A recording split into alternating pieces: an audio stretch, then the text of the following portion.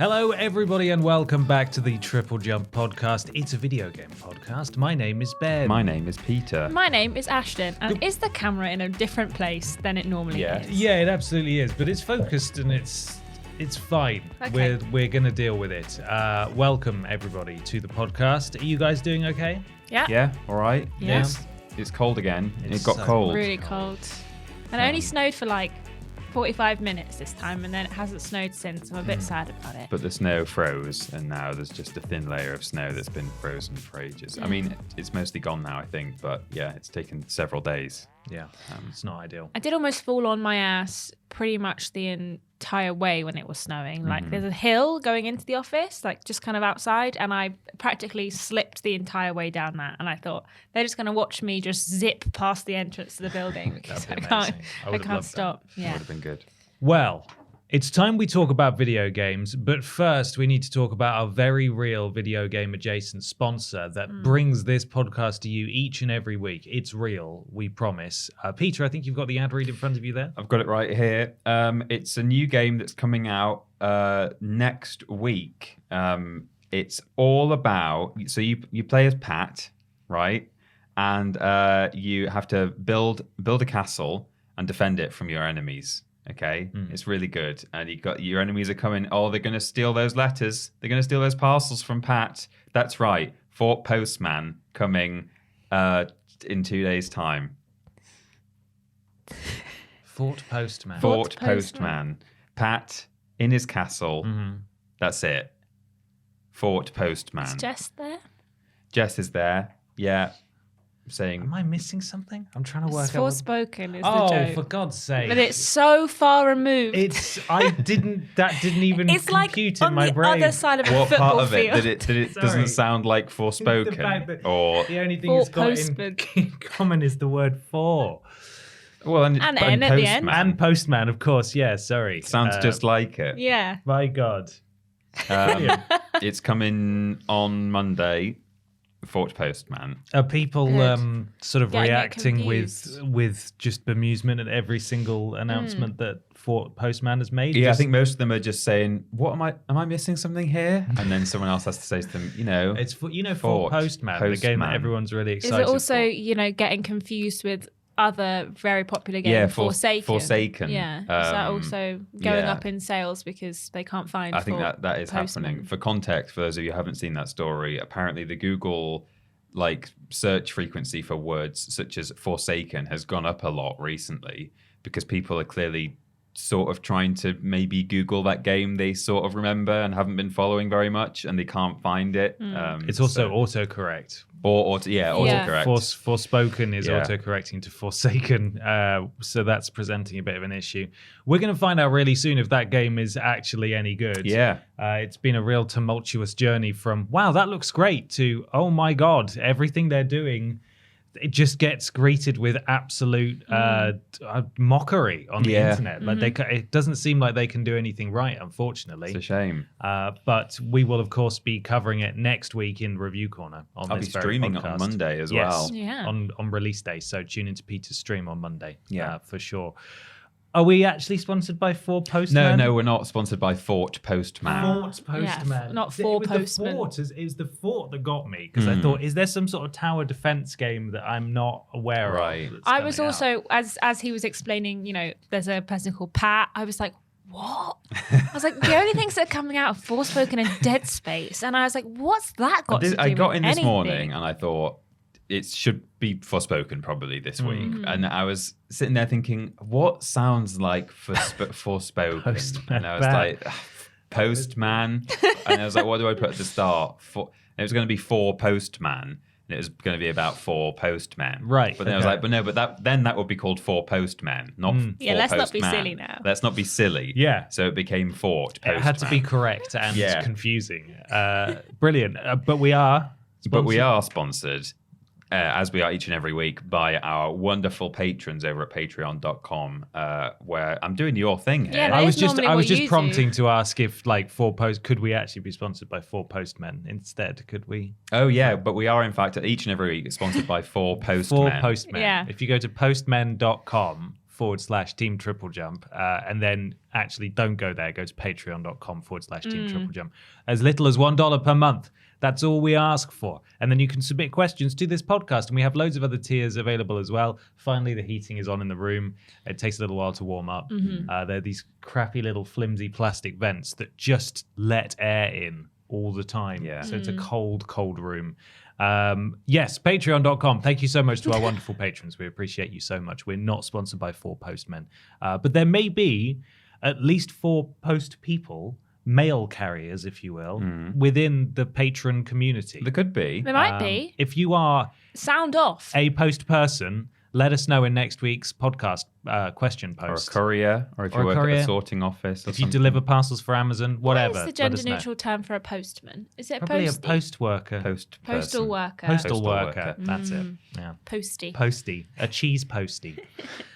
Peter, Yes. you got a question? I've got a question from Curious Gregorius here, who says, "Hello, you beautiful goobers." There's Hello. no need to. That's not. Don't bring my goober identity into it. Let's talk opening cinematics. Those intros that pulled you into the world of the game, be it through epic music and a cutscenes montage like Chrono Cross and Final Fantasy VII, or a monologue bringing you up to speed on the world we are entering, like Colony Wars Vengeance and Legacy of Kain's Soul Reaver. What's your favourites? Least favourites? Or misunderstand the question and talk about something tangentially related? It's your show. Love ya.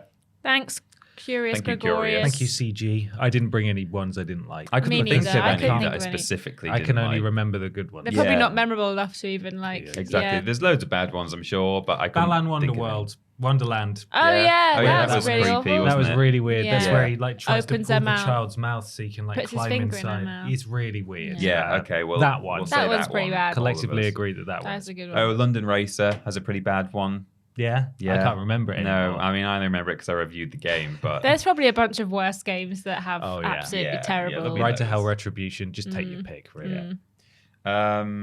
I'll tell you one that actually that I don't think is genuinely one of the worst opening cutscenes. But like when we have these questions, I think all 3 of us sometimes do a bit of a Google for a bit of inspiration and go, what cutscenes were there that were good?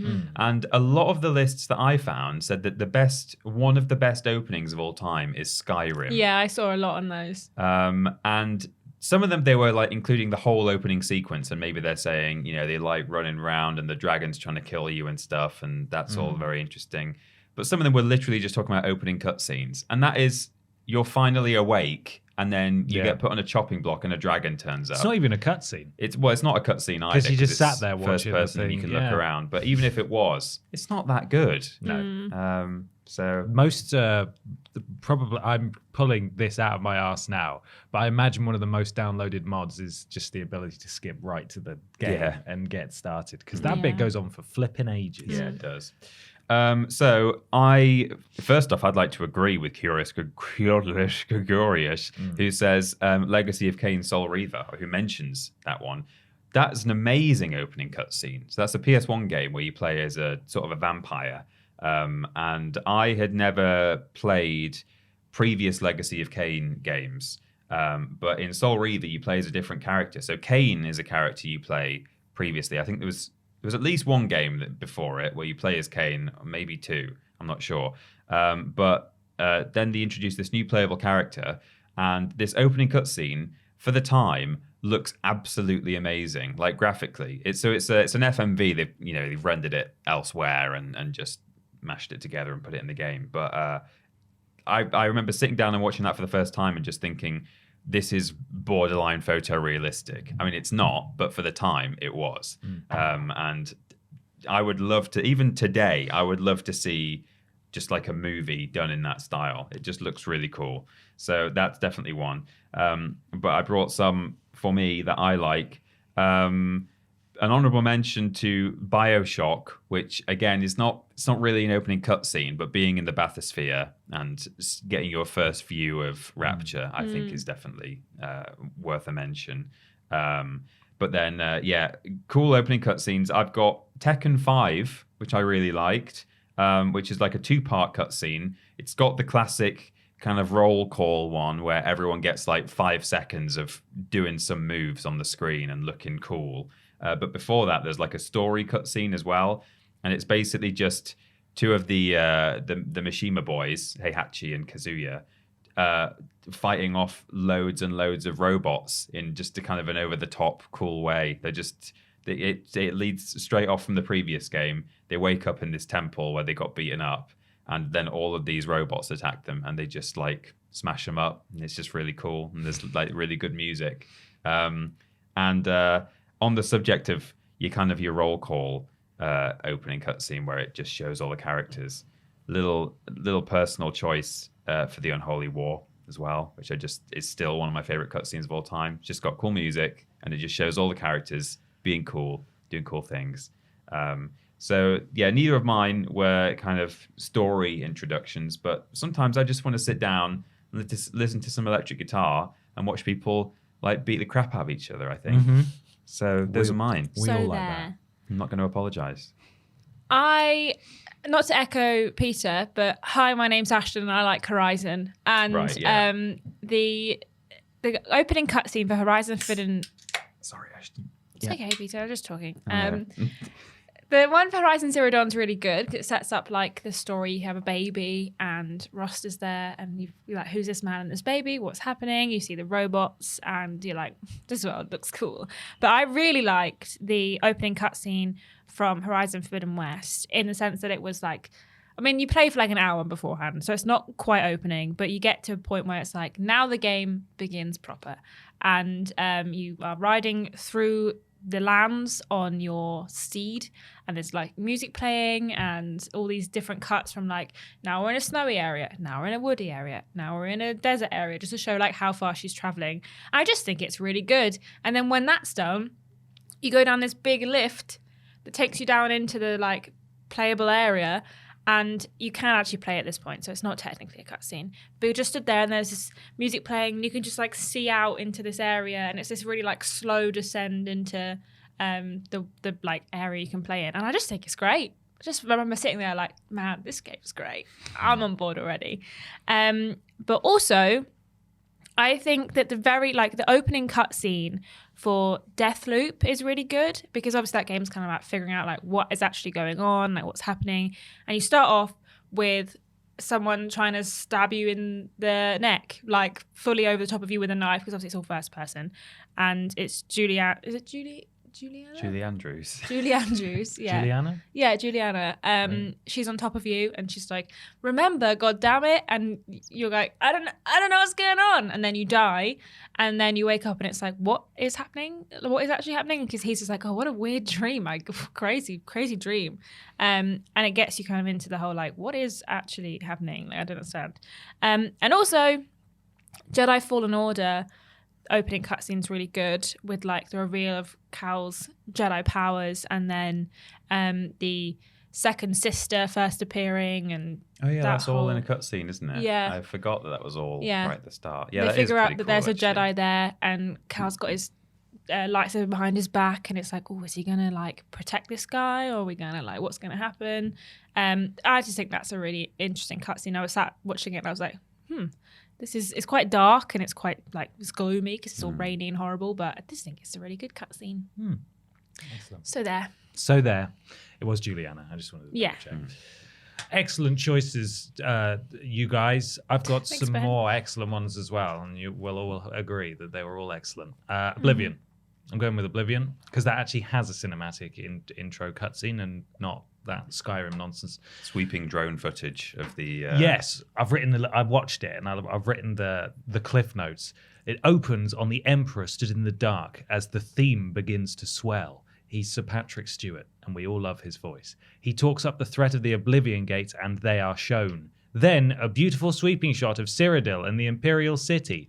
He ends with, "These are the final hours of my life," and then the music kicks in properly, and it's really cool, and it makes all the hairs stand up on the back of your neck. And then it finally zooms in on a prison cell window, which is, of course, where you start the game. Yeah. Great cutscene. Great introduction to the game. Fantastic voice. Sir Pat Stew. We like it. Of course, there's the Final Fantasy VII intro, which is incredibly iconic. It starts with the spooky music that gave me nightmares as a child in the alley with Aerith as she's tending to some flowers. It then zooms up and pans back to reveal the whole of Midgar And as the music kicks in again, the music plays a big role in a lot of these. I think the impact of these, and it shows the whole of Midgar, and then there's the logo and stuff, and then it starts sort of cutting to Cloud on top of the train that's speeding towards the first bombing mission, and then you're right into the game, and the music kicks in. You start your first battles, and Barrett's like, "I hate you. You're a dick. Come with me, Merc, idiot, stupid blonde man," and that's a great intro cutscene as well. Finally, I've put Dark Souls 2. Has an opening cinematic. All of the Soulsborne games have cinematics that are definitely not in engine at all. And I thought Dark Souls 2 was surprisingly affecting. It's all talking about basically how, in riddles about how the world is ending and everything's rubbish and ruined. This hooded figure is succumbing to the darkness and sees basically what appears to be their family melt in front of them. And then they go to a big spooky lake and stand at this swirling vortex of darkness and just sort of fall forwards into it. And I remember that being a really, really cool cutscene. Got me ready to go for Dark Souls 2, and then it was Dark Souls 2. So, you can't win them all, I suppose. But the cutscene was great. I really liked the cutscene. So there's a few that I liked a lot. I've had this little voice in the back of my head saying that I just ought to say, I know that the robots in Tekken are called Jacks. I was just sort of trying to speak everyone's language here. Yeah. You're just fending off the tweets. Yeah, I am. So it's they're fighting off these robots, and I can just hear people typing right now called, they're not just robots, Peter. But, just they're M&S get that out there. Yeah. Yeah, they are M&S robots. Lovely. Should we do a segment we've never even done before? Yeah. It's brand spanking new. It's what we play in time.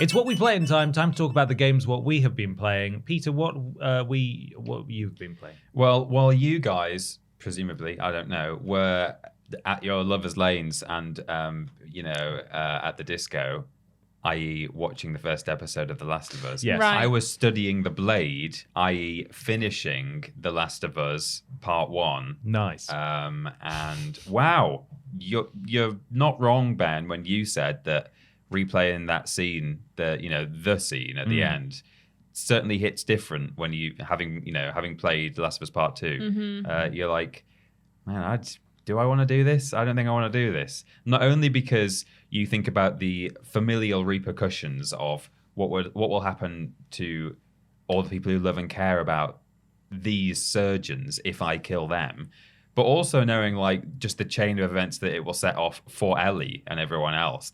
If I do this, the absolute chaos The ramifications are huge. For literally everyone in this room. Yeah. The ramifications are massive, and many people beyond this room as well. But of course, you have no choice. So, I'm really glad that I played The Last of Us Part 1. I still don't know if it really needed to be made, because I think the remastered version has, still stands up now. And I'm just fortunate that I borrowed a copy and didn't have to pay for it, which I think As did I. Yeah, you did as well. Yeah. I wouldn't have wanted to pay full price for that, even though I do think side by side it does in a lot of places look a lot better and play a bit better than the original. The giraffes look better, do they? The giraffes look better. There are haptic feedback on your giraffes. Nice. So it's good. I had a really good time. And as I said, I think last week in the podcast, I think it helps that I've not actually played The Last of Us since, I think, the first time I played it. I think I've only actually played through it once, possibly twice. But if I did play it a second time, it probably was pretty soon after I played it the first time anyway. So it's been many years is the point since I played it. So that alone, I got something out of it just going back and replaying the story. But I probably would have got that whole same experience almost if I'd just gone back and played the remastered version. So the remake didn't need to happen, but it was good. So those are my thoughts on it. Also, by the time this podcast goes out, I will have played some Forspoken, but I haven't yet. And also, I can't talk about having played it until the next episode. So, sorry. Catch him on Monday. Catch me on Monday, yeah. How about that? How about that? Ashton, what have you been playing? I have been playing a couple of things. Been playing some more Disney Dreamlight Valley. I now have Woody and Buzz at full level and have completed their quests. And I have Stitch, who I got yesterday into my island, is currently at level 8. And I've already done 3 of their 4 quests. So once that's done, I have to wait for the next update to happen because there's no other characters after that. How do you level up the characters? By giving them their favorite gifts. Okay. Or you give them, like, when they get to level 2, you can assign them, like, a job. So there's, like, mining, fishing, foraging. And then if you're hanging out with them and you're doing their assigned job, they level up quicker. So if you just basically, like, you just say, Stitch, come and hang out with me, and then you just go about and do whatever you need to do, he'll, like, level up while you're doing it. So is there some busy work that you could be doing before the next update? If you wanted to not stop playing, could you just go and sort of mine? Yeah, I could just do busy work and just kind of like make my island look nice. My island doesn't look nice. Like, it's not. Even when I played Animal Crossing, like, my island looks like trash. It's just like stuff everywhere. And I'm like, I'm not an interior designer by any means, and you can tell by the inside of my house and the island. There's just like stuff. There's a couple of quests where Scrooge was like, go and put like 5 items down in this area. So I was like, sure.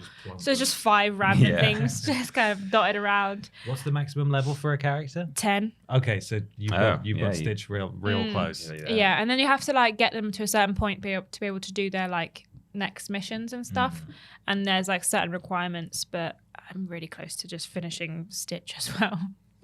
Nice. Just really good at the game. Nice. I've been playing some more Jedi Fallen Order, still enjoying that, and played some Borderlands 3 this week. We have got some PlayStation 4 version trophies for like the DLCs and the directors and designers cut that we haven't got, so we're working towards doing that while Ben, because he still has to go down south for work, so whenever he's in Leicester, he's got a PlayStation 4 down there and a teeny weeny little telly, so he plays there and I play on the PlayStation 5 on the PS4 version, so we can play that together. But that was fun. We finished off the Krieg's Fustercluck fantastic DLC. Fuster Club, Yeah. whatever it's called, and that's pretty good, fine. I forgot how much I enjoyed that game, and I am excited to play it. We're going to play the PS5 version again at some point soon, so that's fun. And then also I went to NQ64 at the weekend. Oh, nice. And I played some Street Fighter and some House of the Dead and some racing game with Ferraris that I can't remember the name of. It was Outrun? maybe, I don't know. It was really, really busy. So it's always busy. That's the one thing. I mean, I love NQ64s whenever I get the chance to visit them, but they are just so packed all the time. I mean, it was a Saturday night at like 9 p.m. So maybe if we went on like a weekday, which I think we will do next time, but we went out for dinner and then we went to NQ64 and it was rammed. But I still have 1 coin left because they give you an odd number of coins to get you to come back. So yes, I did that. So that was fun as well. Excellent. I'd also like to take a quick moment just to ask for a moment of silence for Stadia, which was killed this week. Oh my God, Google Stadia has passed away. I did put a note to mention this at the top of the podcast, but I forgot, much like everybody forgot about Stadia when it was alive. So RIP Stadia. I don't know if you saw that. In fact, I don't know if I'm taking anyone's weird news here, but someone who put in 3,000 hours in Red Dead Redemption 2 on Google Stadia is getting sent a gift box by Rockstar as a thank you for spending so much time. They're the only one who played it on Stadia. Yeah, I mean, 3,000 hours is obscene. Yeah. Frankly, I don't even know how that's possible. But Google Stadia is dead and buried by the time you listen to this, and many different games that offer. I know Borderlands, Gearbox have been putting out a big social media push to say, hey, just so you know, any Stadia players, this is your last chance to transfer your save data to another platform. So hopefully if you were a Stadia player of a lot of these games that required that, you've been able to do that in time. But rest in peace, Stadia. Your impact certainly happened. Yeah, no, you definitely there were. was no impact. You definitely were. It existed. It was a platform that happened, and we can all agree upon that. Yeah. RIP Google Stadia. I played a few things. The main things I've been playing, I'll be finally able to talk about in Review Corner in just a second in proper detail, but I've been playing a flip load of Persona 3 Portable and Persona 4 Golden, which is now available on basically everything. They're finally here. I've played flipping loads of Persona 3 Portable in the past month or so, and not a huge amount of Persona 4 Golden, but enough to note the changes. And I'll tell you all about it momentarily. Beyond that, I went over to editor Ciaran's place last weekend and played some Borderlands 2, which is fun. We're slowly making our way through that as and when we hang out. And the other thing that I forgot to mention that I played quite a lot of over the Christmas break was Garfield Kart Furious Racing, which is just so bad. It's just not very good. I bought it because it was £2.50 in the sale and I thought it would be funny. I ended up playing more of it than I was anticipating, and it's just kind of crap. Why are you still playing it then? Well, I just can't stop. It's there. It's just on. It's convenient. It's just there, and sometimes I boot it up and race around a cup, and it doesn't play very well. You know, those opening shots that they do on kart races where the camera pans around the course and shows you. When it was coming up to the finish line at the end of its panning thing, it just went right through the floor and just panned right into the track itself. So good. It's crap. But it's apropos that I'm talking about this now because there's a ranked list coming out, or is out now, where we rank every single Garfield game from worst to best. How did Garfield Kart Furious Racing perform?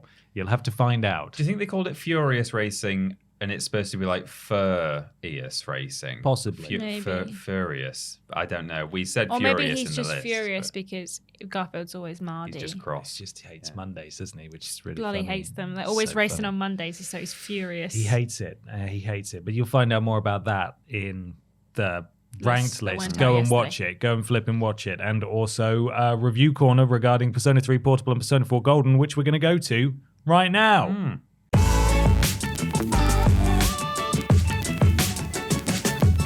Oh, and here we are. Hello. Oh. So, Ben, you have been playing two Persona games. Two Persona games. Persona 3 Portable and Persona 4 Golden. Yes, Yeah. that is correct. Tell us about them. I flipping will. We've All got right. a lot of material. Come Jesus. sit down. I've got a lot of material to get through here, so I'll Right. do my best to summarize it. I'm going to focus my discussion on Persona 3 Portable because I imagine that's one that the most amount of players who jumped into the Persona franchise at Persona 5 certainly won't have had a chance to play, seeing as that was locked away on PSP. I have played a little bit of Persona 4 Golden, but I did play that most recently like a couple of years ago on Vita. So I focused my efforts on Persona 3 Portable because I haven't played it for the longer time of the two. And of course, there's a lot of shared DNA between them in terms of the kind of stuff you get up to. But here's the basic gist. Persona 3 Portable started life as Persona 3, or Shin Megami Tensei Persona 3. Then they released Persona 3 FES. I can't even say it. Persona 3 FES, which was an extended version. Then Persona 3 Portable came out, which added some story, music, and a female protagonist that you can play as well. So quite a few additions in there. It's set in Iwatodai City. You're a transfer student at Gekukan High School who's there for 1 year. That's usually the premise of a Persona game. Is you're a transfer student who's there for a specific amount of time. The addition of the female protagonist is quite a significant one. Obviously, I think that's the only Persona game that has a female protagonist. And of course, if you play as a female protagonist, which I decided to do this time, having played as a male protagonist before, you get different dialogue options. You get different romance options. There are still some small hiccups where they refer to you as dude. Right. But you know, dude is a gender neutral term. It is, yeah. So Especially that still kind of works. The hook of this one is that every hour at midnight, there is the dark hour. And that's when the shadows come out and the high school turns into a gigantic, frightening tower called Tartarus, which basically serves to function as the game's dungeons that you fight your way through. Regular people who are caught out in the midnight hour are turned into coffins. They're just sort of on the streets. And if people succumb to the dark hour, apathy syndrome is what it's called. And they basically turn into almost zombies. They're shuffling around and just non-responsive, and they're not attacking people, but it's a bad thing, this dark hour, and we've got to stop it. So you and a few other students at your school who live together in the same dorm join SEES, that's SEES, and I didn't make a note of the acronym, but it is ridiculous, Right. which is a school club advised by an adult and made up of students who go into the dark hour, into Tartarus, and are basically trying to fight the shadows and bring an end to the dark hour using your personas. And that's it. That's what the game is about. Okay. I mean, you mentioned C's and the acronym. I have just learned from you that it's just pronounced FES. I had to talk about that game in a list, and I Googled it. I was like, is this FES? And loads of people on YouTube are calling it Fez. Oh, well, maybe that's Fez. that's the street Possibly, slang, the street way of pronouncing it. Who flipping knows? Who knows? So how does it compare to, or maybe you want to talk about Persona 4 as well, but how does that compare to your original experience so far? Well, Persona 3. The way I experienced it, I was coming off the back of playing Persona 4 Golden on Vita, and I fell in love with the game and fell in love with the franchise as well. Persona 3 Portable was the only other version that was financially realistically available to me, because I could play PSP games on my Vita, and that was a Persona 3 Portable was a PSP port of Persona 3. And I actually played it on the Vita TV, which is the little rectangle that basically is running Vita hardware, and you can HDMI out into a TV. So I was playing this PSP game on a full 1080p TV, and it looked bad, like scaled up, looked really horrible, which was, my own doing. Yeah. So it's way sharper and way clearer. The UI looks great. The jazz music is there, as is a series staple. Persona 3 was really sort of the start of a lot of what people associate with Persona, was in there. And while that's great because, hey, look at all the things that came from it, it's not always the best in the franchise as a result, because it was the first game to do it. Yeah, really. There is a couple of issues that I found. I think the voice acting and basically all of the dialogue lines sound a little bit tinny. I don't know to what extent they were able to remaster those or fiddle with those. But apart from that, everything else about the presentation looks great. My main issue with it, though, is not due to this version. It's due to just Persona 3 Portable in general, which is that it's a really expedited version of an abridged version, I should say, of the original game, because it had to run on a PSP. Yes. So your cutscenes, they're gone. Your dialogue scenes where you've got the not physical, but little CG friends in the background walking around acting out the scenes, they're gone. It's basically just the character sprites, stills showing up on screen when they're talking. It basically becomes a visual novel at that point. And as a result, I think a lot of the charm of the game is lost, unfortunately. Additionally, you don't run around any 3D environments apart from when you're going around in the dungeon. You basically just have a screenshot of the location that you would have been able to run around physically in the original game, and you move a cursor around and interact with the things that you want to interact with. So there's obvious reasons why they had to do this for the PSP version, and a lot of enhancements were made between Persona 3 and Persona 3 FES and then Persona 3 Portable. And that's maybe why they've chosen to remaster this version rather than perhaps develop a combined version of all the enhancements of Persona 3 Portable, but with the presentation of Persona 3 FES. That would have been a more significant undertaking. But in a sense, it's kind of a shame that most people are going to experience Persona 3's story and characters for the first time this way. And it doesn't look like other Persona games. Would you have rather have had Persona 3 FES without the enhancements of Portable brought onto modern hardware? Would you rather that had been what they got? If they decided we're not going to combine the two because that's too much work, but we'll pick one of the two to re-release. What would you prefer, do you think? It's such a challenging thing to choose from because both have so many drawbacks. I've not played FES, but I've heard a lot of things about the challenges that game presents from a mechanics standpoint, particularly in the dungeons, I think. Whereas obviously you lose so much presentation-wise with this portable version that's now the only version that's going to be available going forwards. Yeah, it's a shame in a way. It is a shame, but it doesn't change the fact that Persona 3 is a fantastic game. It's a lot darker than the other Persona games. Obviously, the jazz music and presentation is there. The characters are great. And it's a story that's well worth experiencing. If you're a Persona fan, I'm going to say that if you're a Persona fan, I would recommend Persona 3 Portable. Right.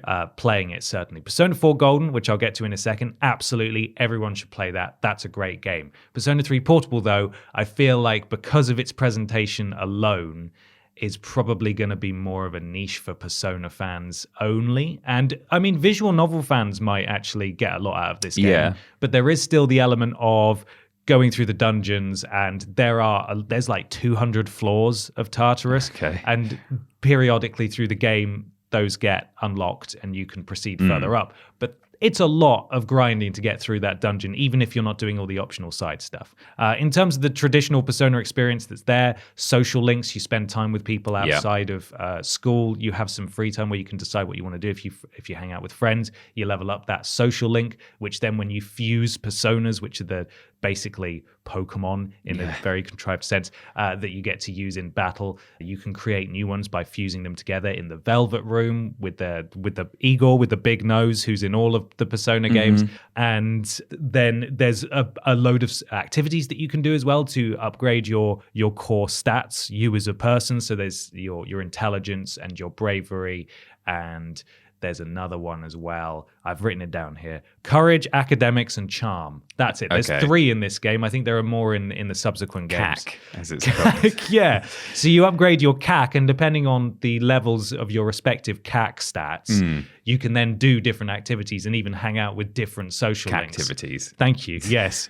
So some social links may not want to hang out with you unless your charm is at a certain level, for example. So there's all these sorts of meta aspects that you've got to consider as you go through the game and weave in your free time. You know, you'll have time on Sundays when there's no school, and you'll have time after school, and then time in the evening as well to do things. And at the same time, you're going to school, so you'll have exams and school trips and all sorts of stuff. So most people know what Persona is by now, and you'll go into Persona 3 practically very familiar with all the stuff that's in there. But if you started at Persona 5, just understand that Persona 5, especially Persona 5 Royal, is the most polished version of this format. Yeah. So you're not going to get all of that polish right away. I've been playing Persona 3 Portable for like 50 hours now. I've been playing it since New Year's Day hungover. We were fortunate enough to get very early code for it. And I am having a fantastic time. I really, really like it. But I do think it's a shame about the presentation. And, it is what it is, but it's not... I think a lot of people who are coming into it are going to bounce off it, unfortunately. Yeah. Persona 4 Golden, here we are. So there was Persona 4. Then there was Persona 4 Golden on Vita in 2012. A lot of people jumped into the franchise then, as did I. Persona 4 Golden added a new social link, a whole additional season to play through. There's new story beats, new voice acting, various features, additional personas, outfits, and cutscenes, loads of stuff, basically. Unlike Persona 3 Portable, which was sort of like the best that they could make do on the PSP, Persona 4 Golden truly is the best version of Persona 4. So just more rather than paring some of the stuff back. So it's great that this is the version that everyone's going to get to play. It's set in the sleepy rural town of Inaba. You're a transfer student and you're sent to stay with your uncle and your cousin for the year while your parents are, I think, working abroad or something. Right. The hook of this one is that a local TV announcer is found murdered and hanging from like a lamppost or a TV aerial, or so. I think it's a TV aerial. And there are various other occurrences that spur your new friends that you've made to investigate the Midnight Channel. When the Midnight Channel turns on, the TV goes all wavy and weird, and they can actually go through it into the TV world where they get to use personas. They then bring it upon themselves to rescue potential victims who end up in the TV world, slowly building a team who look to bring the disappearances to an end. So you sort of become detective people while also wielding personas. So was it midnight in the Persona It's world? always at midnight, Go to bed at 11 and just try not to worry about it. You fight shadows again. Shadows are back. So there's the Velvet Rooms there again, loads of activities, social links, and so on and so forth. This one is essentially just the Steam version that released a couple of years ago, and everyone was saying, where's the console version? Why have you ported it to Right. Steam? We want to play it too. So it's enhanced resolution and just sort of a general tidying up of the visuals. It's a scaled up version of the Vita version, basically. There's no new extra stuff in there. In fact, that's a lie. Both of them, I believe, have a quick save now as well. Okay. So you can just quick save and it'll kick you to the main menu. It'll create a one-time save that you can just resume from the main menu, which is very handy and does work pretty well. So there we are. That's the basic gist of Persona 4. For me personally, while I appreciate Persona 3's darker tone, the music, characters, Inabar, and just the general world of Persona 4 Golden are head and shoulders above. And it's not even a fair comparison at this point because, as I said, Persona 4 Golden is the full version, and Persona 3 Portable isn't. There will be Persona 3 loyalists, there are Persona 3 loyalists who will, to their dying breath, will say it's the better of the two. Yeah. But out of these two versions, for me, there's no comparison.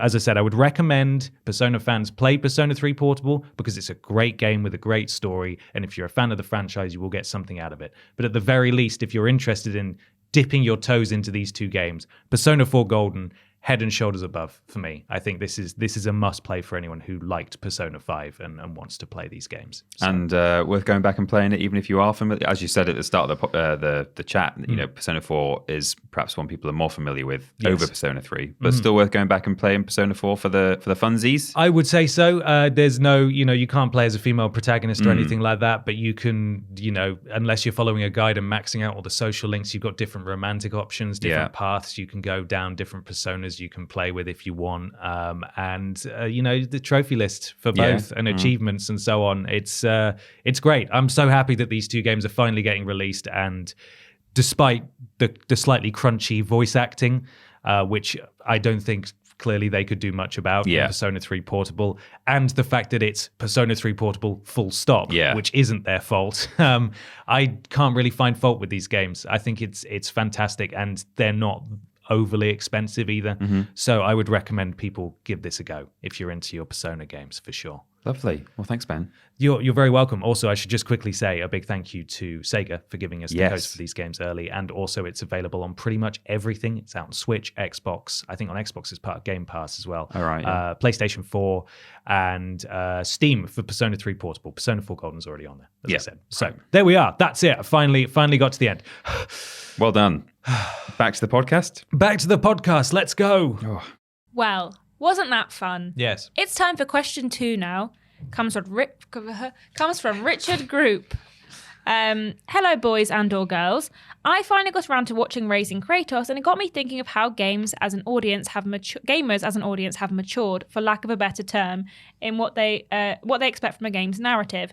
What are some games that you think best meet these new expectations? There are, of course, the obvious ones. Maybe you can think of some lesser-known titles as well. Thank you, Richard. Thank you, Richard. So I did try to kind of think outside the box a little bit, because my mind immediately goes to various sort of third-person linear or semi-linear action-adventure games. There are a bunch of them now that have all, tackled this sort of thing really well.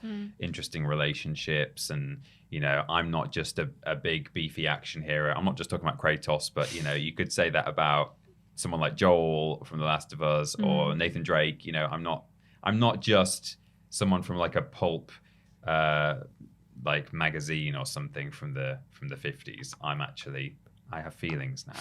But something that I think is definitely works better today, partly due to just technology and presentation, but also because people have these different expectations, is just generally the walking sim.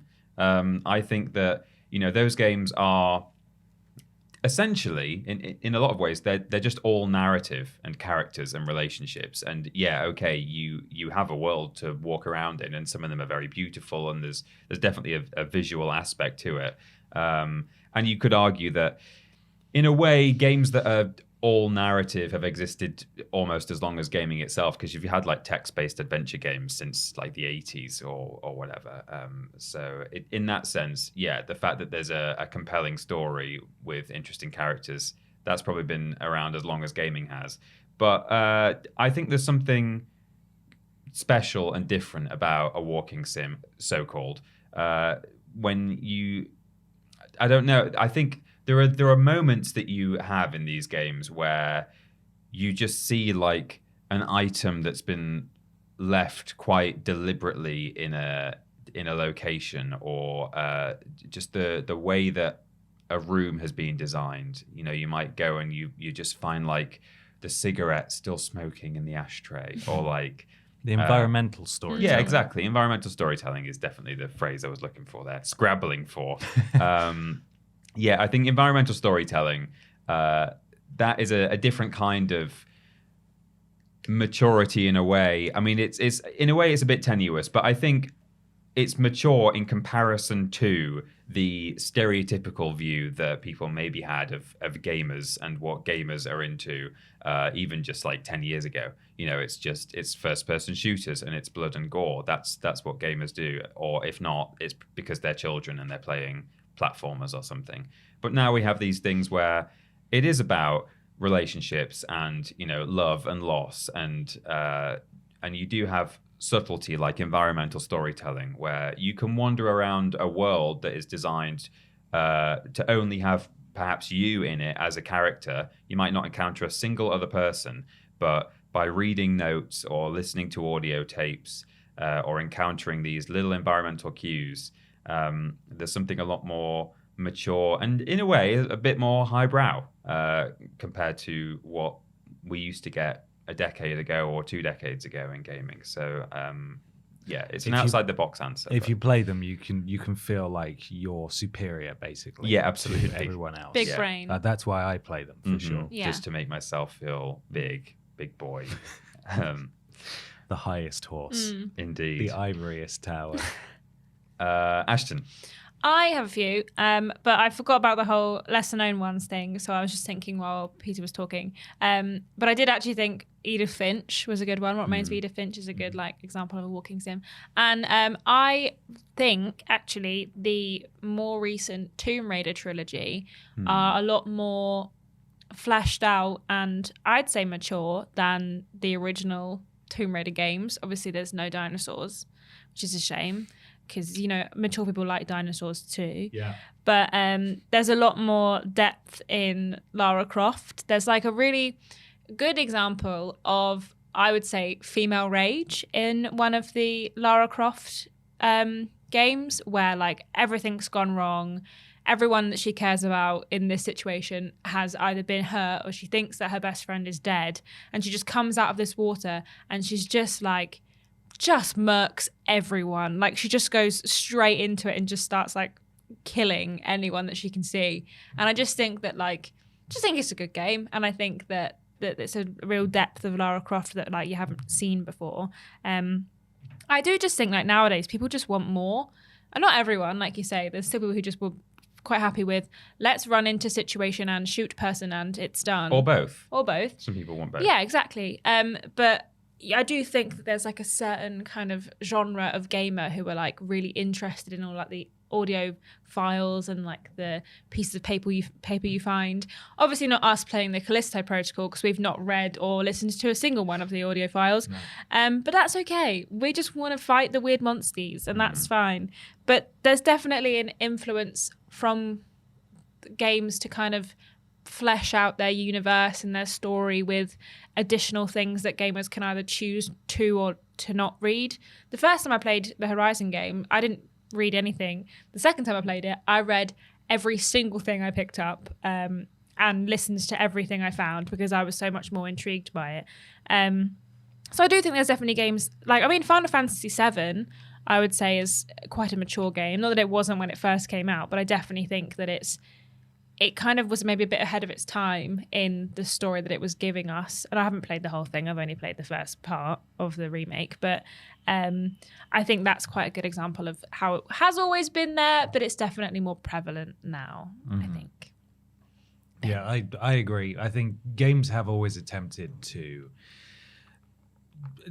build their characters by giving them something that they've lost or something they're fighting for, because otherwise how can you care about those characters? Some games certainly manage to, it's subjective of course, but some games manage to pull those attempts off better than others, for sure. And I think even though someone may have felt connected to a character that objectively perhaps had a journey that didn't feel particularly earned, it still appealed to that person. So there have been levels of success throughout the entirety of games existing, but it really is, I think you could pinpoint a number of pivotal games that changed it, like BioShock, like The Last of Us, whatever you want to choose. But certainly now it feels most narratively driven games, at least it is more of a focus now than it ever has been, for sure, for characters to have a dark past, or what if the God of War had diabetes and the struggle of Kratos as he manages his insulin levels and stuff like that, just to ground these heroes a little bit, to make them feel a bit more relatable to people who have experienced those situations themselves. So I've picked a few here that I think generally have more mature adult themes from across. I think the earliest one probably that I've put down here is BioShock, so sort of 2007. But The Walking Dead Season 1, BioShock, Gone Home, Hellblade, What Remains of Edith Finch, Disco Elysium, Nier Automata, Kentucky Route Zero, and Valiant Hearts were a few that I picked out that make you feel things and explore adult themes and battle with various concepts and ethical dilemmas and philosophical thrusts, etc. And there's tons more games beside that, as we've all said. There's most games now at least attempt to do that stuff, and to an extent games always have. But I think there are certainly some that stand head and shoulders above others, even if, as Richard said, some of them are quite obvious. And also everybody should go and watch that Raising Kratos documentary. It's on YouTube, and it follows the production of the 2018 God of War game, and it's really interesting. Even if you're not that interested in God of War or Kratos, it's a real insight into game development and how games change as they go, as they progress, and behind the scenes at E3 when that was alive. So it's a great documentary. It's not great. It's not great. It's not great. It's not great. It's not dead. It's not dead yet. Back this year. Maybe. We'll see. Potentially. And we'll see how that goes. Yeah, lots of options if you want to experience that stuff. Wow. Time for something a bit strange, a little bit peculiar. Ooh. It's time for Weird News.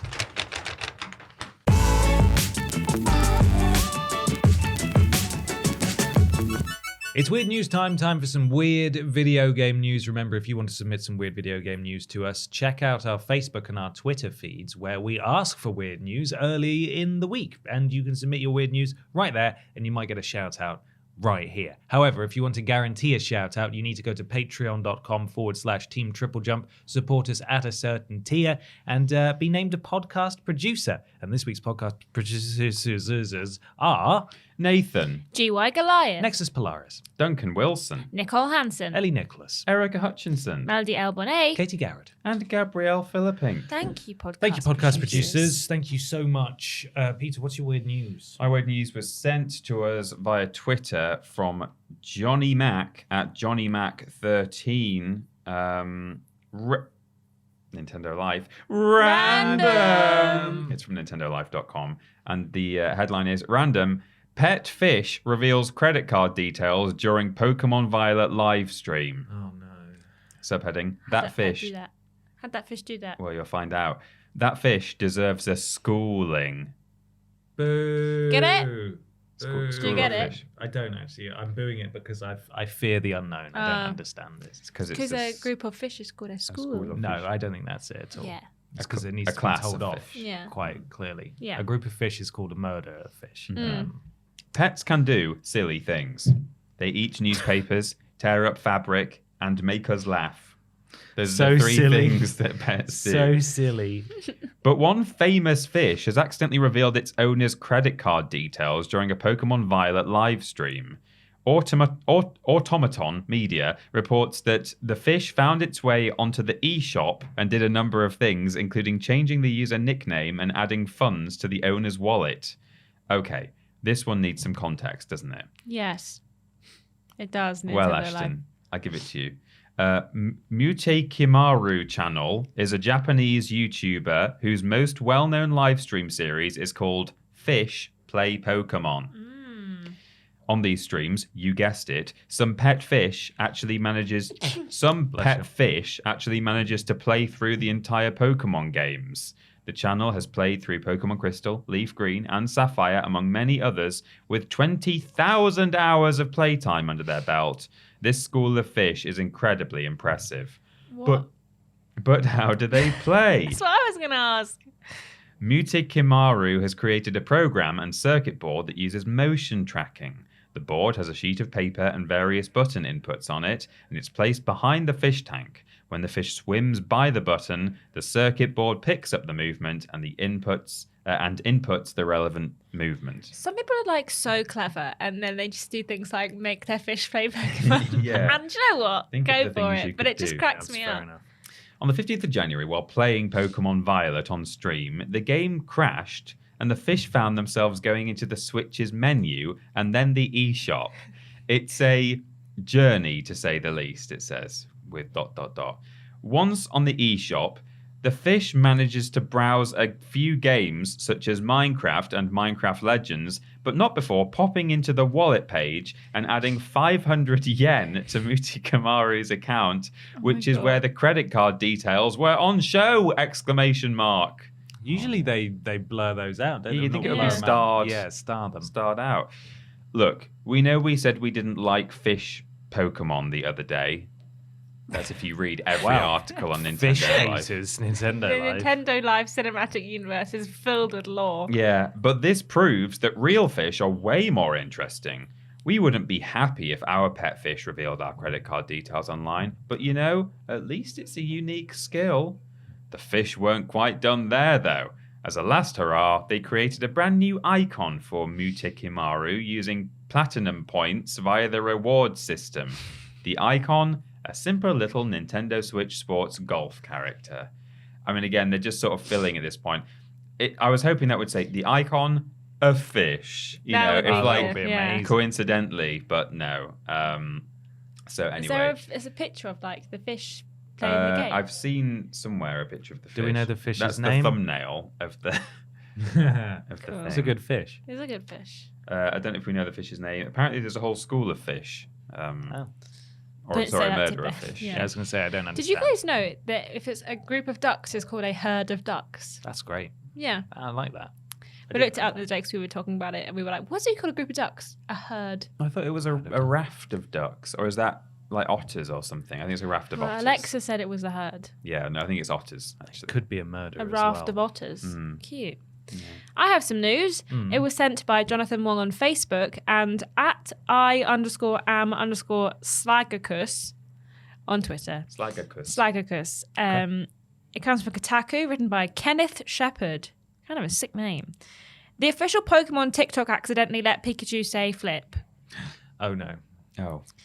Most of us have only heard Pikachu, the lovable mascot of the all-ages multimedia franchise Pokemon, say his name when he speaks through the anime. Or say because I Although don't there want... was that one time he spoke real human words to his trainer Ash Ketchum in the Pokemon I Choose You movie, and when Ryan Reynolds gave him a new English-speaking voice in Detective Pikachu. Yeah. But most of the time, all he ever says is a variation of his name.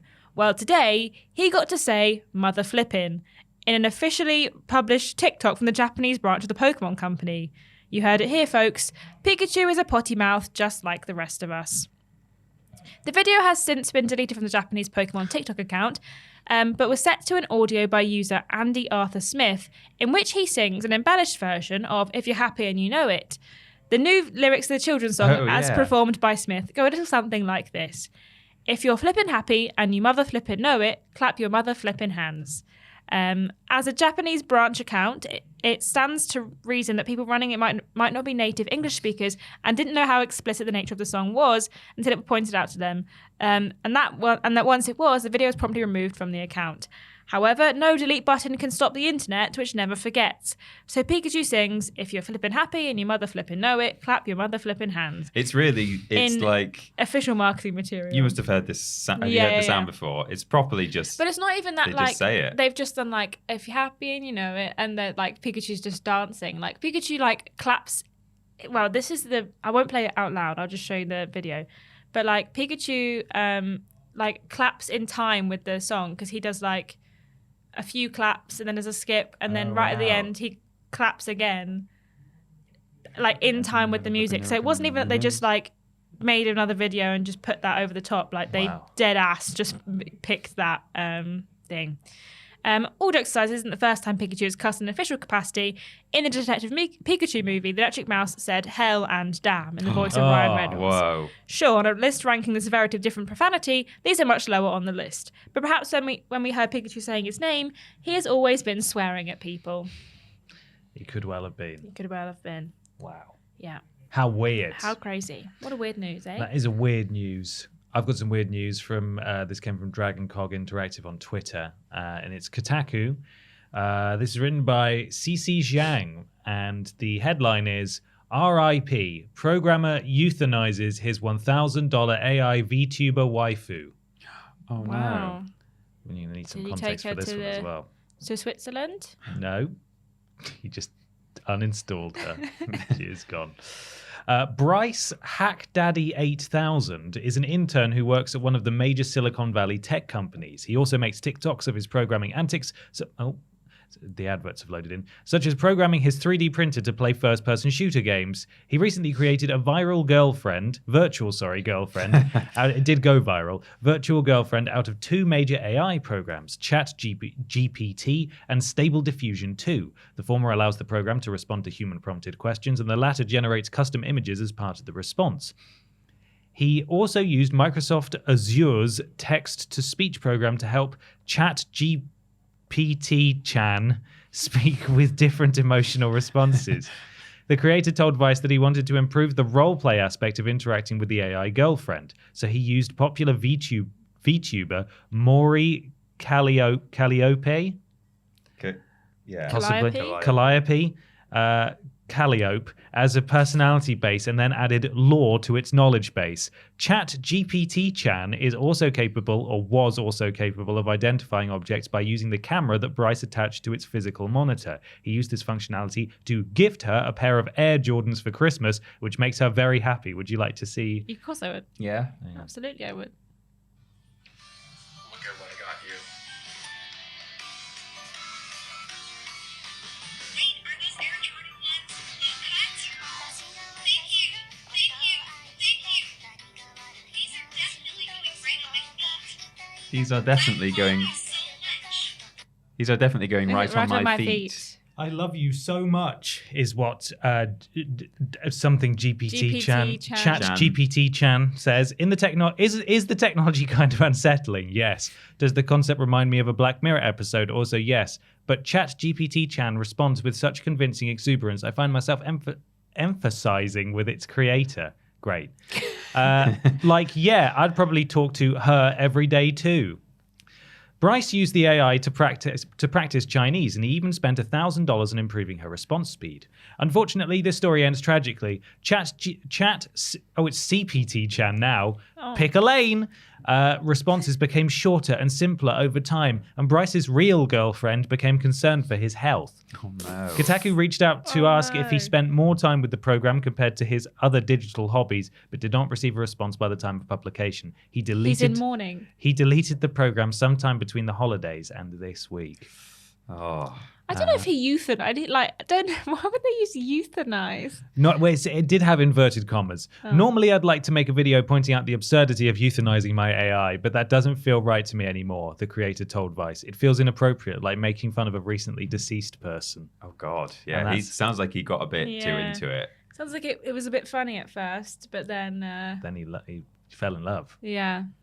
It's weird because, like, if I was in some magical, like a sort of a fantasy or a sci-fi movie, and like an actual real human person got trapped inside a TV screen, I feel like I could maybe emotionally bond still with that person, knowing that they're actually a human being. They're just trapped behind some glass.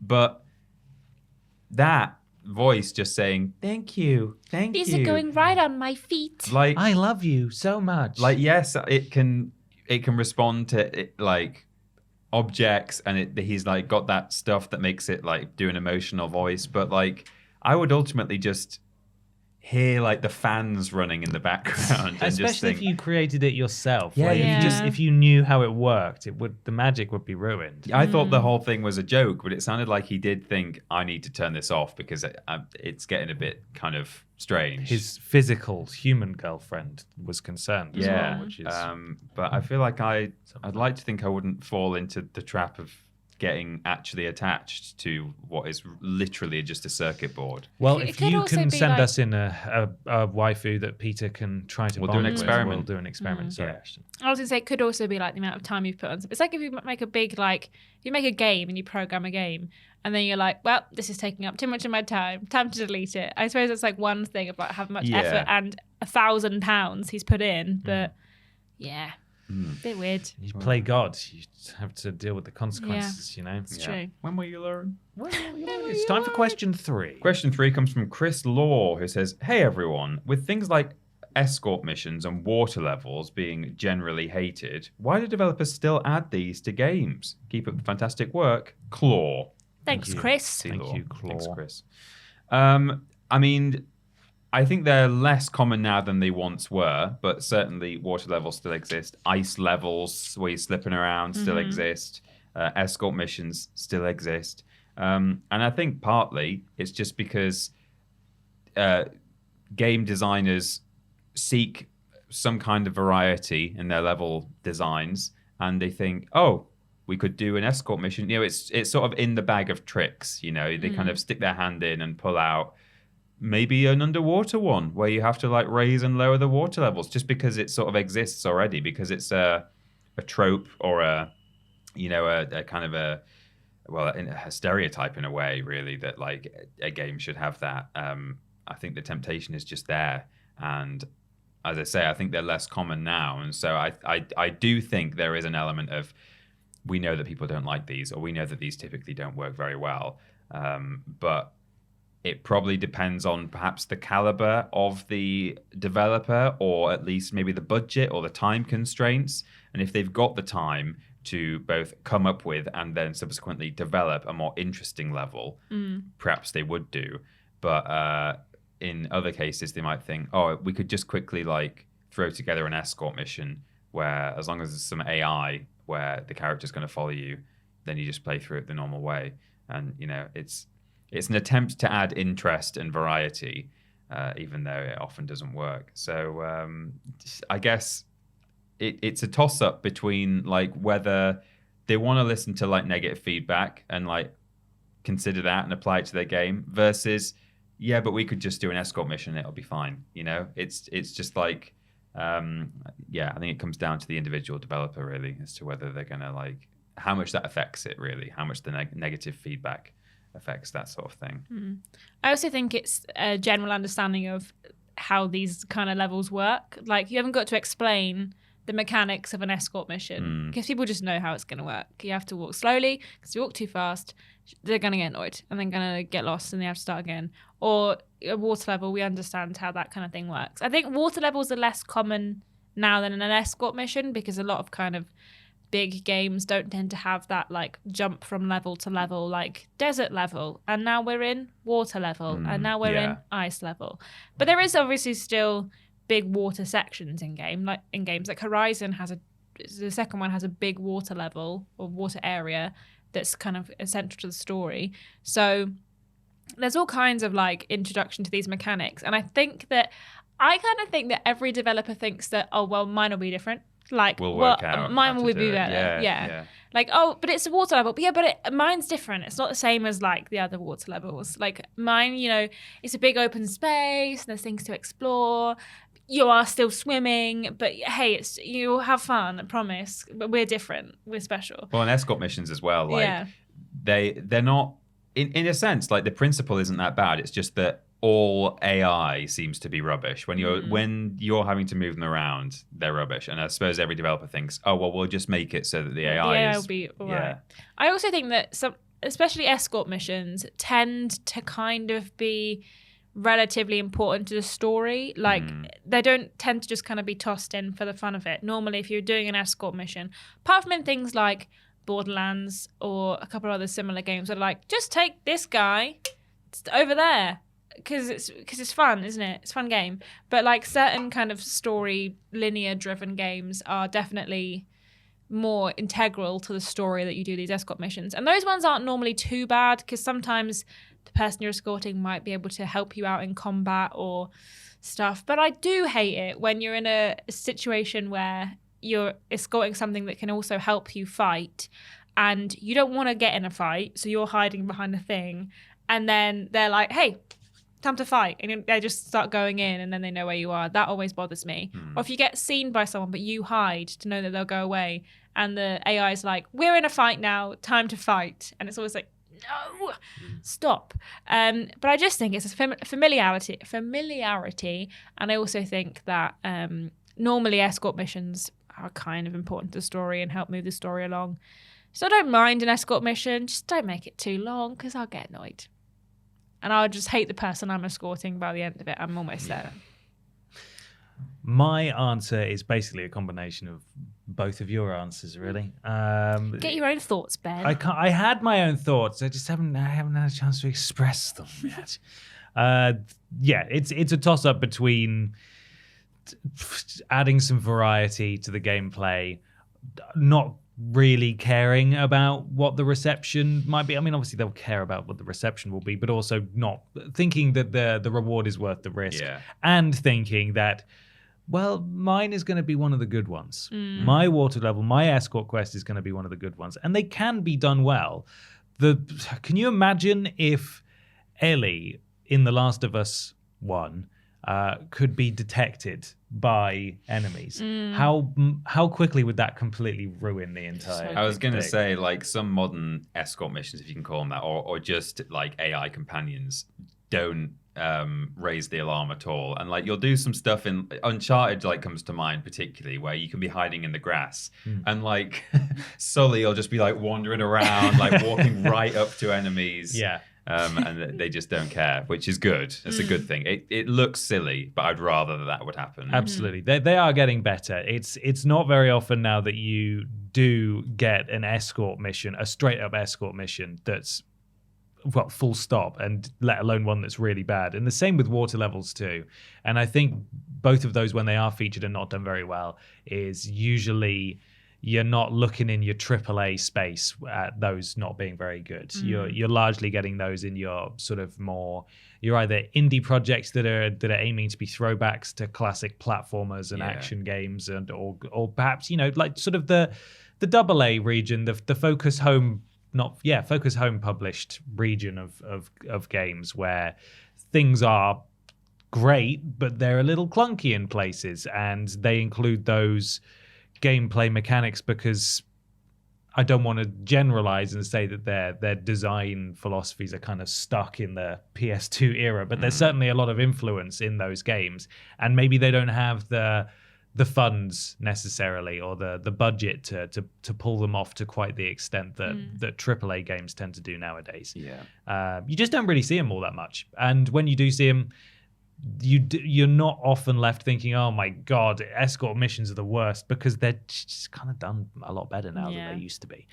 I just think they don't get brought up as much at the moment because they're normally like segments of a much larger game, and it's just not, people like don't necessarily always point it out.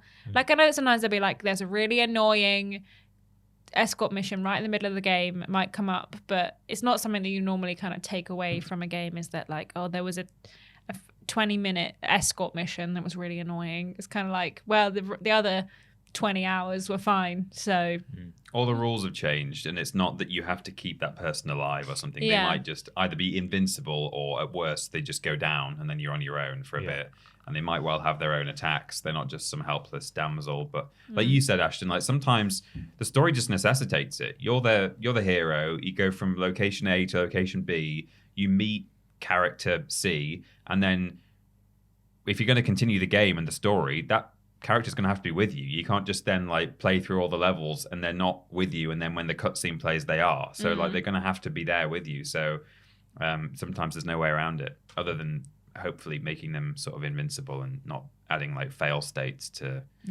their well-being. Yeah, that's frustrating. We've come a long way for sure. I'm getting emotional thinking Don't cry, about Ben. it. It's okay. I think you know what? I think I actually will cry. Okay. Just Hey, let just it for fun. out. I will, but not for you. You don't get to see that later. I'll cry later off camera. We'll just blur over your face. Yeah, So no one yes. can see. You can just hear Ben Just sobbing. auto tune my sobbing to something really enjoyable. Yeah. It's time to move on to something that's rather large. It's called the big discussion.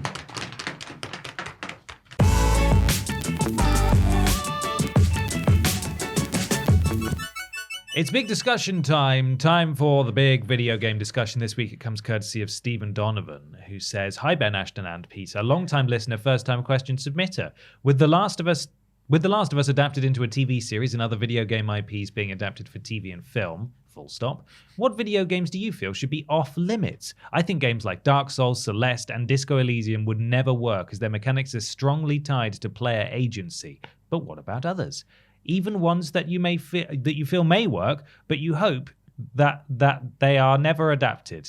Let me try that again. Even ones that you feel may work, but you hope that they are never adapted. Thank you, Steve. Thank you, Stephen.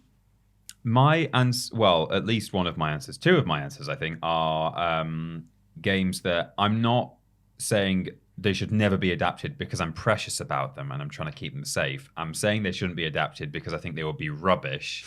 And one of them isn't for me, even as a game. Fortnite, right? The temptation has got to be there. Gonna make a TV Well, show so there or were a movie. headlines some years ago saying that Disney Plus were going to make a Fortnite TV show, and they didn't. But Fortnite, as far as I'm aware, doesn't have any like actual characters that do you not just make your own? They've got a There's few. a story, kind Is of. there? There's like every Okay. season. There's kind of been like something's happening, like because the map changes. Well, yeah, and it's there like are obviously sort of the like world's like apocalyptic events and stuff. Yeah. But They do have some original characters, but they're not like, I don't know if they're much like we talked about at the start of the podcast. They don't have motivations Yeah. No. or agency or they're not goals. like Overwatch characters. in They're that just skins. Well, so basically. Overwatch, for example, in contrast, although being a similar game to a certain extent and having a similar fan base and popularity, Overwatch would probably work really well as I'm a big fan of their like animated, like Yeah, the little short character shorts that they've things. done. I think those are really good. I don't really play the game, but No. I think that those are really well done. Well, it's like TF2 did those various little sort of character-based cutscenes and shorts and stuff, and they would work pretty well, I think, as a little animated, character-focused thing. But Fortnite, as far as I'm aware, wouldn't work well. I mean, it shows that some of it's down to ignorance, because I didn't know there was a story or actual characters at all, and evidently there is. Yeah, I think the fact that I've not absorbed that even just through being in the games industry, whereas with Overwatch I have done, despite not having played much Overwatch. I think Fortnite would be a terrible idea, even though the temptation will be there with various, like Disney Plus, I think, were saying that they were interested at one point. I don't think Portal should be adapted because, for one thing, you've got a mute protagonist, and gameplay-wise, that story is based entirely around gameplay, especially the first game, and the second one has a bit more to it. But really, if you go back and play through Portal 1, it's just test chambers and it's just GLaDOS. Portal 2 has, you go like behind the scenes and you've got Wheatley and there's more interest there, and Cave Johnson, so that could maybe work. Perhaps you could do a sort of prequel Aperture Science thing, but I certainly think the story of the two Portal games would make pretty bad TV shows.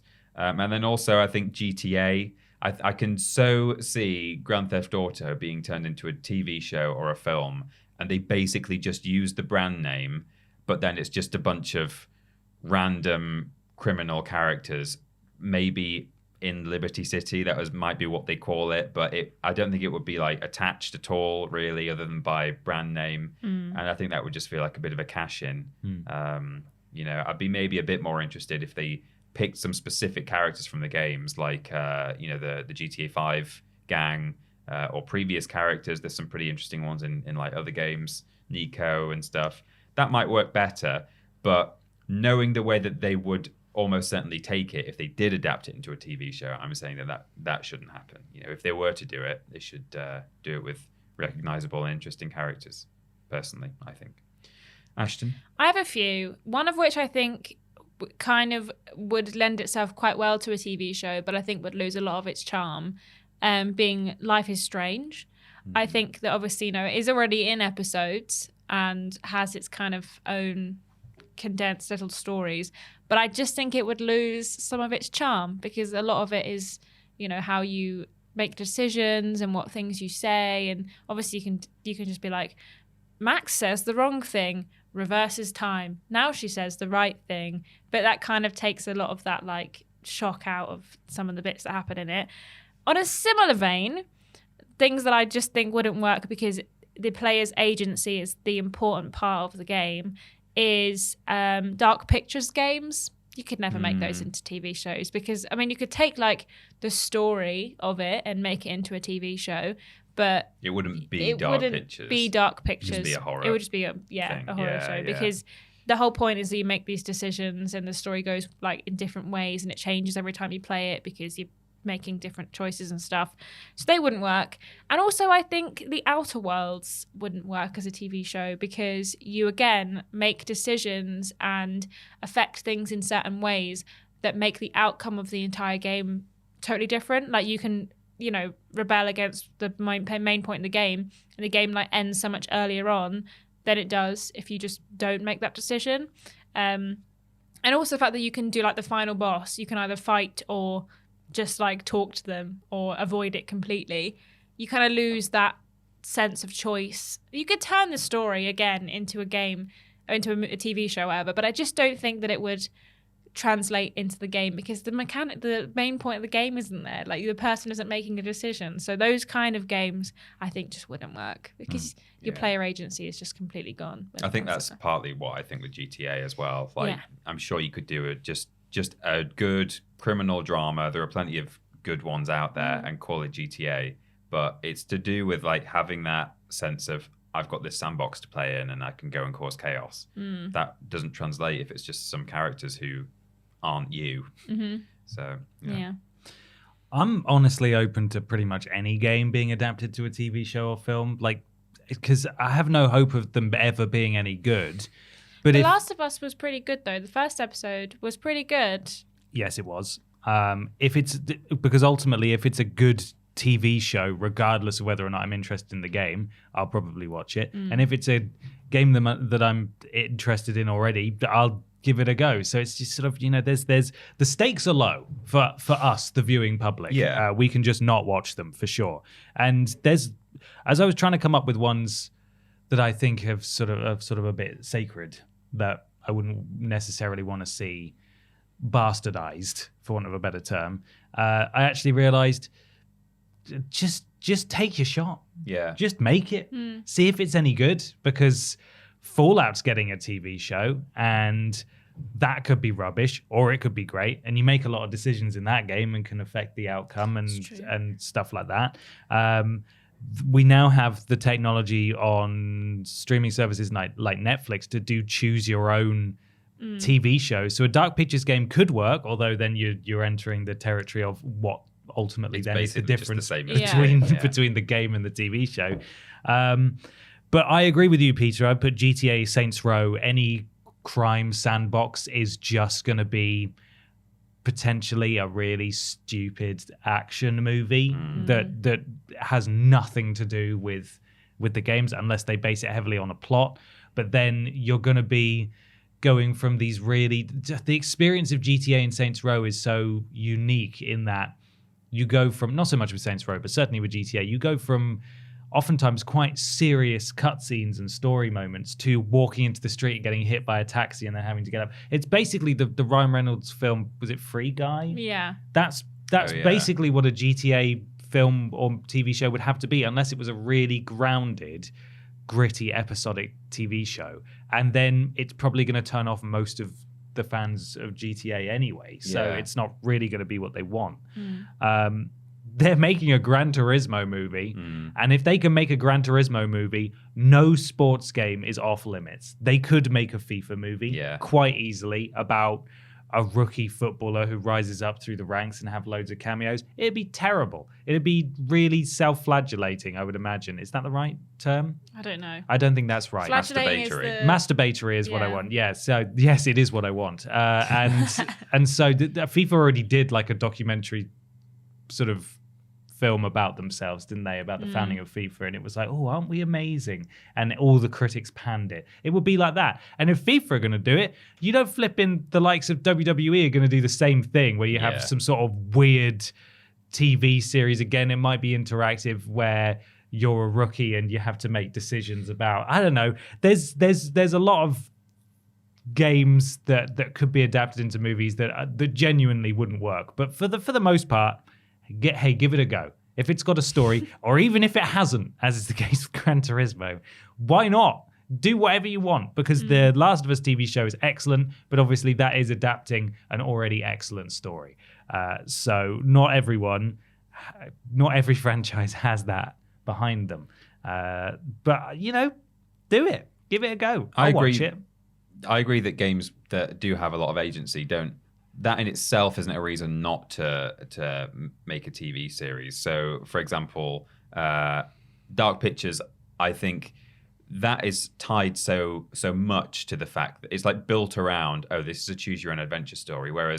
So I don't think that would work. But whereas I think Fallout, I agree, could work, because although again, it's an RPG and they sell it quite heavily on creating your own character, it's just got a really interesting world and a setting, and same with Elder Scrolls. So I think those games, and Fable even, could work pretty well, because at least it's got that world to carry it, whereas Dark Pictures changes every time. Characters are always different. The only thing that remains the same is Dr. Anal and his and some of the cast as well. You see the same faces. But yeah, I was going to say something else as well, but I've forgotten it now. But I think I was going to say, I agree with you, Ben, in that like I can't think of any that were too sacred. Like anything where I went through all like my favorite like franchises and games in my head, and I'm sure that like a Crash Bandicoot animated TV show could be rubbish, and they were going to make one, and there's like bits of test footage out there, and it could be really good, but like I'd rather they just had a go, and just did it. So I couldn't think of any that were too sacred. No, me neither. Yeah.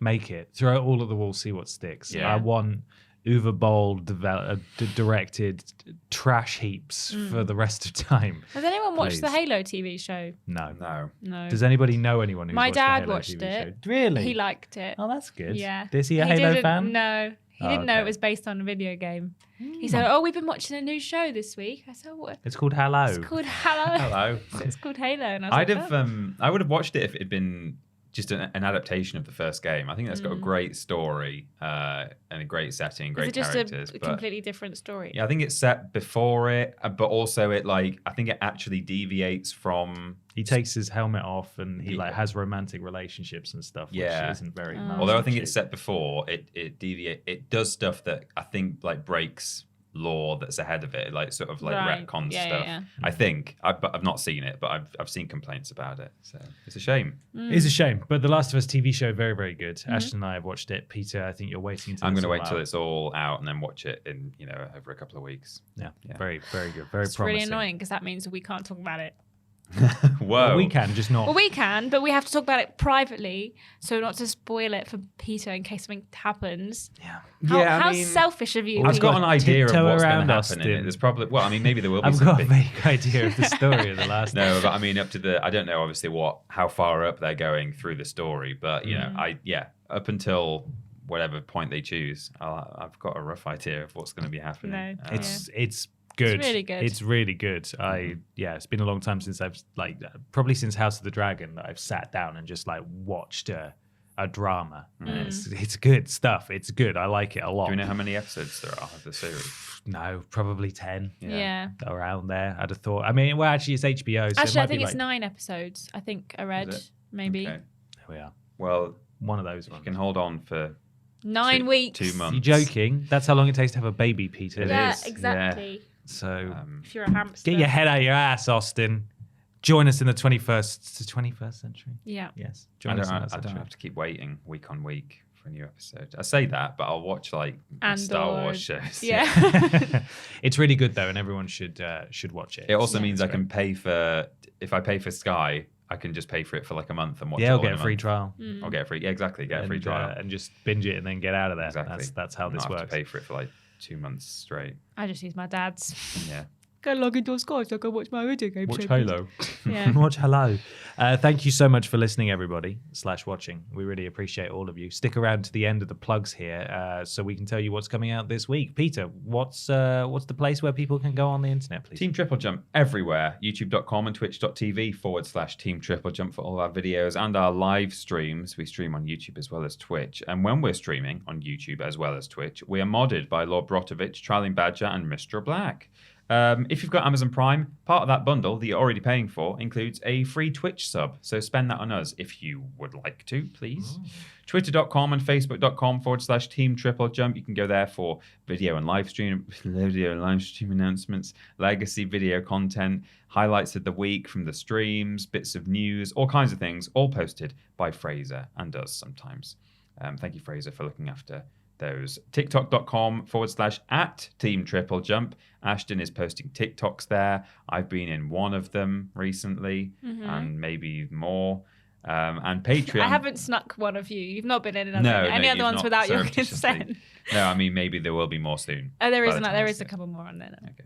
And patreon.com/Team TripleJump. There are loads of different tiers with loads of different rewards available. So head over there and have a look. You'll be able to ask questions on this podcast for one thing. Yes. Tell us if you're a postal worker. Yes. Preferably 4 of you. We have a website, triplej.mup, triplej.mp. Spells jump. It's very clever. If you want to join our Discord, go to triplej.mup/Discord. Chat with our wonderful community. On Discord, we're modded by Jack, Joe, Tori, and Hollow Eyes. And if you tell you to do something, bloody well do it, all right? Don't answer back. Just do it. If you want to listen to the podcast in its audio forms, go to triplej.mup/podcast. If you want to check out one of our live stream VODs, if you've missed one during the week, go to triplej.mup/VODs. If you want to book a cameo from any of us or James Jenkins, you go to triplej.mup/cameo. And if you want to buy some sick and cool merch like this, the black version of this, go to triplejumpshop.com and make sure you're tagging @TripleJumpShop in your post when you get your merch through, and tag us too, and make sure you're following @TripleJumpShop on Twitter for the latest merch announcements. Absolutely. Why not follow Peter and Ashton on Twitter, Instagram, and do you want me to keep plugging your Hive? Are you using the Hive? I haven't reinstalled on my new phone yet, so Peter, you using your Hive? No, it keeps breaking. Okay. I've been trying to use it, but We can follow them on Hive as well at that Peter Austin and at Scrambled Ashton, and myself just on Twitter at confused_dude. We do lists every Monday, Tuesday, Wednesday, Thursday. Streams every Monday, Tuesday, Wednesday, Thursday, Friday. Thursday being the joint stream. blaze it. On YouTube, the other days being solo streams on Twitch. Worst Games Ever is fortnightly, Friday for patrons of a certain tier, Sunday for everyone else. We do the podcast every Saturday and there's shows all the bloody time. Come check them out. We'd appreciate it. Thank you very much. Why not leave a 5-star review on your platform of choice? It helps something to do with Al Gore's rhythms, and it really does help, and it's free to do. And also it's free to listen. So please go and leave us a 5-star review. Thank you so much. Out this week, it is the final work of the prolific Philip J. Reed. Unfortunately, we have sadly reached that point where this will be the final piece of work that Philip worked on for us, released on the channel. That is, of course, we've hinted at it a couple of times on Twitter about it being quite an amusing final send-off for Philip, because he really detested Garfield and playing the Garfield games, but he has ranked every single Garfield video game from worst to best. That's available on the channel right now. Go and watch it and share it around as well. We'd really appreciate it.